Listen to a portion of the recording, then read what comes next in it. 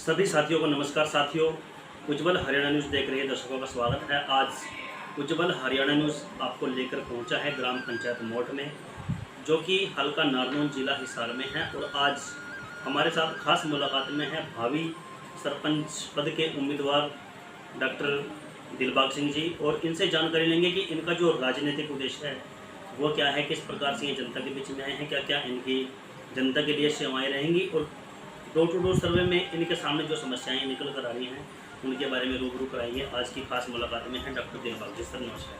नमस्कार जी। सर आपका स्वागत है उज्जवल हरियाणा न्यूज़ में। Thank you Rajesh ji. पहले तो आपके जो दर्शक हैं उनको धन्यवाद करना चाहता हूँ और आपके चैनल को भी धन्यवाद करना चाहता हूँ, जो कि आप ये सामाजिक मुद्दे लेकर के जो सामने आ रहे हैं, सरकार के सामने आ रहे हैं या पब्लिक के सामने आप कर रहे हैं, ये बहुत ही अच्छा कदम है, आपका सराहनीय कदम है।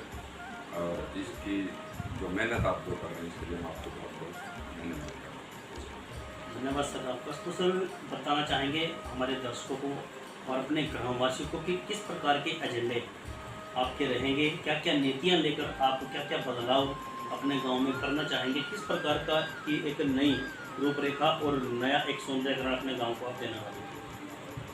इसमें राजेश जी एक तो बात ये है कि आजकल का जो समाज है हमारे, जो समाज बना हुआ है, उनके दिमाग में एक बात पहुंच चुकी है कि किसी भी गांव में आप जाकर के देखें तो इस गांव में तो पंचायत है ही नहीं। एक तो वो बात उनके दिमाग में लेके आनी है कि गांव में पंचायत भी है, मुखिया भी है, और जो सामूहिक कार्य हैं वो बहुत ही अच्छे ढंग से हम उनको लेकर के आएंगे। और बहुत सी जो कमियां हमें देखने को मिली, जैसे शिक्षा का स्तर है, उसमें बच्चों के ऊपर जो इंटेलिजेंट बच्चे उनके ऊपर स्पेशल हमारा फोकस रहेगा।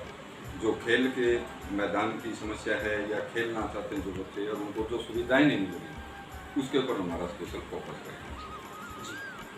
साथियों देखिए, आज की खास कड़ी में हमारे साथ मौजूद हैं डॉक्टर दिलबाग सिंह जी, जो कि ग्राम पंचायत मोठ से हैं, और इनकी बहुत अच्छी नीति है कि किस प्रकार से शिक्षा के स्तर को लेकर ये चलने वाले हैं।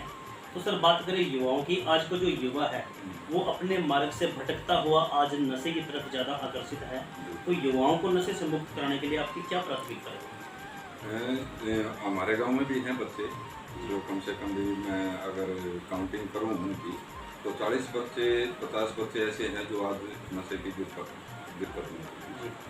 तो उसके ऊपर एक कदम उठाने के लिए, उनको रोकने के लिए, देखिए जो बच्चा उसमें चला गया है उसको तो वापस लेना बहुत मुश्किल है, लेकिन हमारी कोशिश ये रहेगी कि उस 40 का 41 ना हो, और बच्चों को बिल्कुल सेफ रखेंगे, उसके खिलाफ हम मुहिम चलाएंगे और ऐसे युवाओं को ऐसे एजेंडे देंगे ताकि वो नशे की तरफ उनका ध्यान ही ना जाए। जैसे शिक्षा का स्तर है, खेल का स्तर है, तो बच्चों का ध्यान बांटने का हम काम करेंगे और इस नज़रिए से, इस ढंग से उन बच्चों को नशों से दूर रखने की पूरी कोशिश करेंगे। जी, तो सर बात करें जैसे कि आपने बताया कि उनको खेलों की तरफ प्रेरित किया जाएगा, तो यहाँ पर खेल स्टेडियम की व्यवस्था है? खेल स्टेडियम की फिलहाल यहाँ कोई व्यवस्था नहीं है। स्कूल का एक छोटा सा ग्राउंड है जिसमें बच्चे अपना खेल के काम चला रहे हैं, बस वो कुछ नहीं है।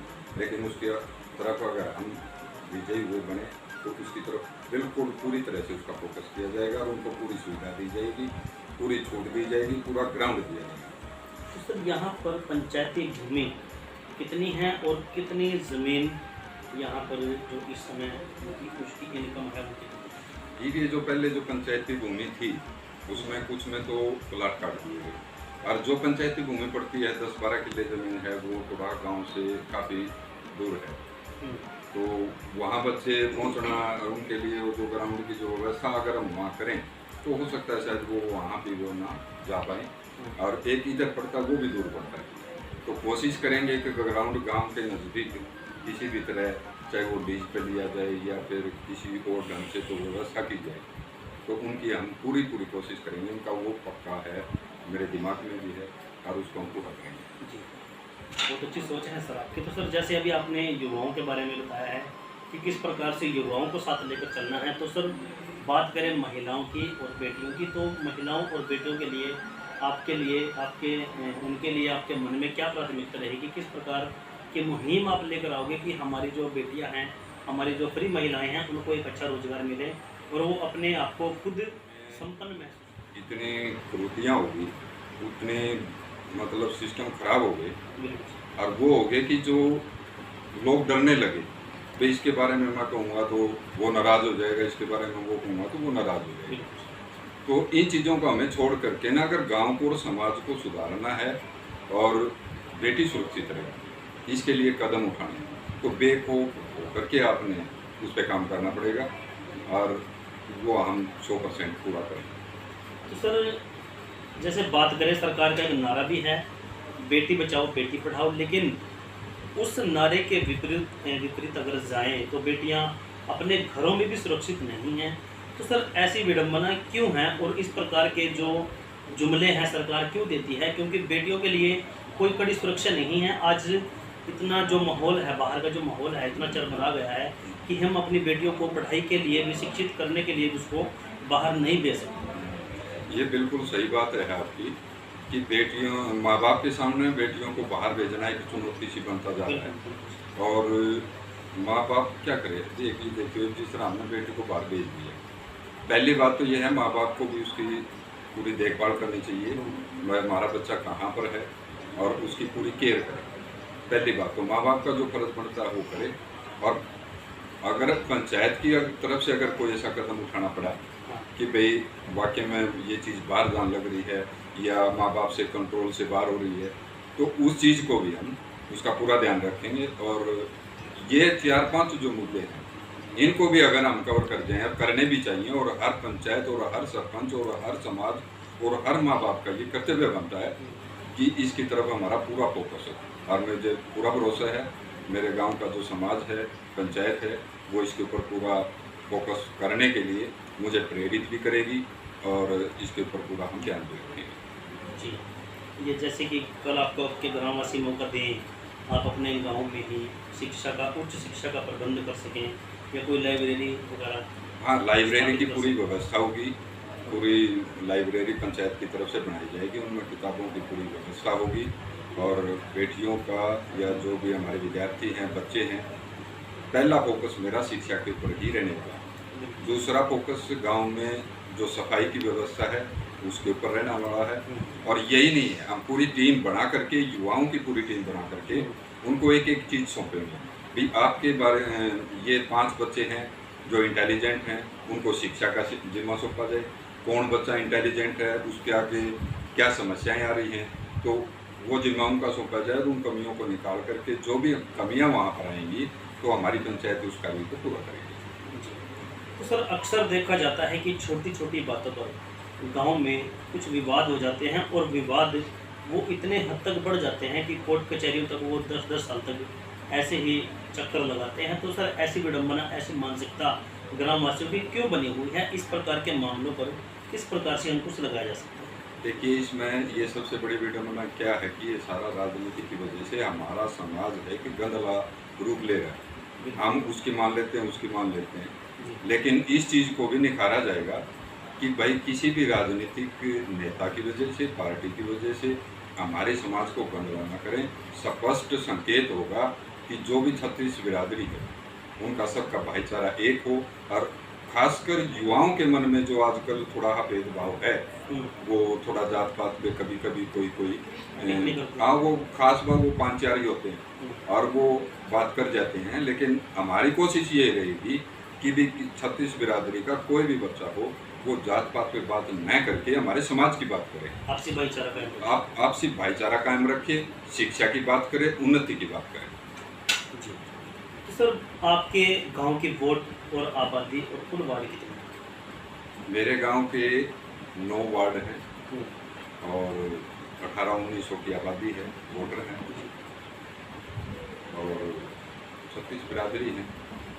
बड़े समझदार लोग हैं, शिक्षित हैं, और खासकर युवाओं की बड़ी भागीदारी है।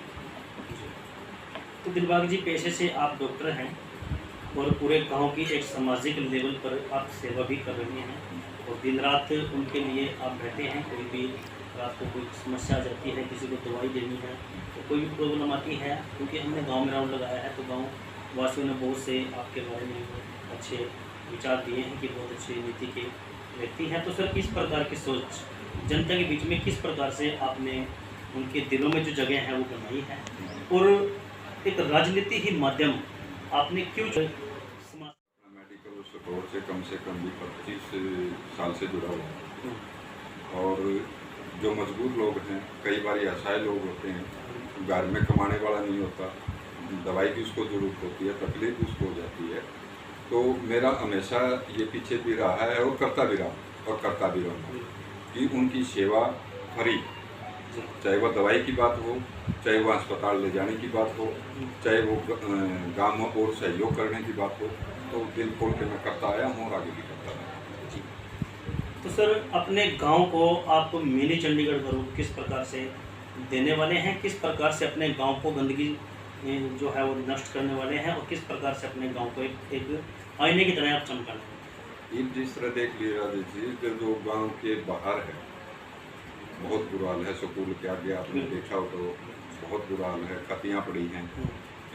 है तो एक चुनौती, बाकी अगर देखते हैं सरकार का काफ़ी अच्छा सहयोग मिलेगा, और नहीं भी मिलेगा तो हम गांव के युवाओं को इकट्ठा करके पहले तो उस गंद को निकालने का काम करेंगे, और गांव के युवाओं से सहयोग लेकर के गांव को एक बहुत ही बढ़िया रूप देंगे, चाहे वो शिक्षा के माध्यम से हो, चाहे वो सामाजिक बातों से हो, चाहे वो खेल के स्तर से हो, यानी कि हर चीज़ से उसको हम परिपूर्ण हमारे गांव को युवाओं में साथ लेकर, और बुजुर्गों की जो सोच है उसको भी मैं आगे बढ़ाने का काम करूँगा। बहुत अच्छे विचार हैं सर आपके। तो सर, अंत में आप हमारे चैनल उज्ज्वल हरियाणा के मध्य से आने वाले जो 7 अक्टूबर से माता के नवरात्रे शुरू हों, तो उस उपलक्ष्य में अपने ग्रामवासियों को और पूरे भारतवासियों को किस प्रकार का एक जन संदेश देना चाहते हैं? मैं सभी जो मेरे गांववासी हैं या समाजवासी हैं या फिर हरियाणा वासी हैं या फिर भारतवासी, सभी को नवरात्रों की शुभकामनाएं, हार्दिक शुभकामनाएं,